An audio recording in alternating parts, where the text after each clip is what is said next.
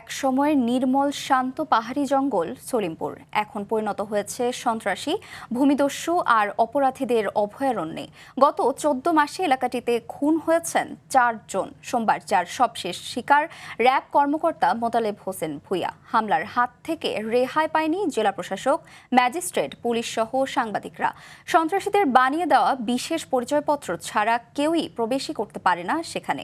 চট্টগ্রাম থেকে staff reporter Saiful মাহমুদের পাঠানো তথ্যচিত্রে আরো জানাচ্ছেন Sulaiman Kabir. RFL gas stove hassle free auto ignition নিশ্চিত করে ঝামেলাহীন রান্না। আরএফএল গ্যাস স্টোভ নিরাপদ ও ঝামেলাহীন। চারদিকে পাহাড় আর গাছপালা বেষ্টিত এলাকা চট্টগ্রামের সীতাকুণ্ড উপজেলার জঙ্গল সলিমপুর। একসময়ের নির্মল শান্ত এলাকাটি এখন পরিণত হয়েছে সন্ত্রাসীদের আঁতুড়ঘরে। ৪ দশক আগে সরকারি পাহাড় কেটে জঙ্গল সলিমপুরে গড়ে ওঠে কয়েক হাজার অবৈধ বসতি। এরপর ধীরে ধীরে জায়গাটি সন্ত্রাসী, ভূমিদস্যু আর অপরাধীদের স্বর্গরাজ্যে পরিণত হয়। ৫ আগস্ট পট পরিবর্তনের পর এলাকাটি নিয়ন্ত্রণ নিয়ে একের পর এক ঘটছে সংঘর্ষ ও খুনাখুনির মতো ঘটনা। গত ২ জানুয়ারি সলিমপুরে খুন হন শ্রমিক দল নেতা মীর আরমান। ২০২৩ সালে এখানে উচ্ছেদ অভিযানে গিয়ে হামলার শিকার হন তৎকালীন নির্বাহী ম্যাজিস্ট্রেট মোহাম্মদ ওমর ফারুক, সীতাকুণ্ড থানার ভারপ্রাপ্ত কর্মকর্তা তোফাইল আহমেদ সহ অন্তত ২০ জন। সম্প্রতি সংবাদ সংগ্রহে গিয়ে হামলার শিকার হন ২ সাংবাদিক। আর সোমবার অভিযানে গিয়ে নজিরবিহীন হামলার শিকার হন র্যাব সদস্যরা, যেখানে একজন নিহতের পাশাপাশি গুরুতর আহত হয়ে হাসপাতালের আইসিইউতে ভর্তি ৩ জন।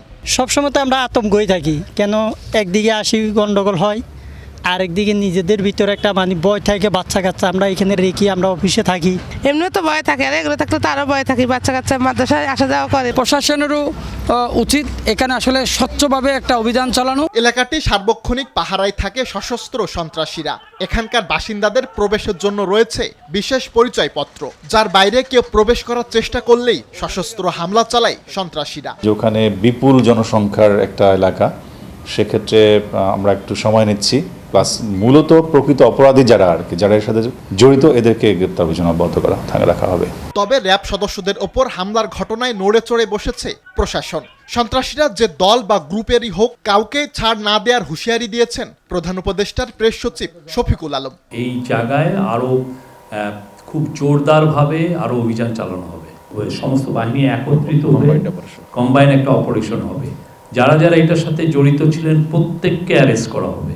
দ্রুত এলাকাটি সন্ত্রাসীমুক্ত করতে না পারলে আইন শৃঙ্খলা পরিস্থিতি আরও জটিল হয়ে উঠবে বলে আশঙ্কা সংশ্লিষ্টদের। সুলাইমান কবির, RTV।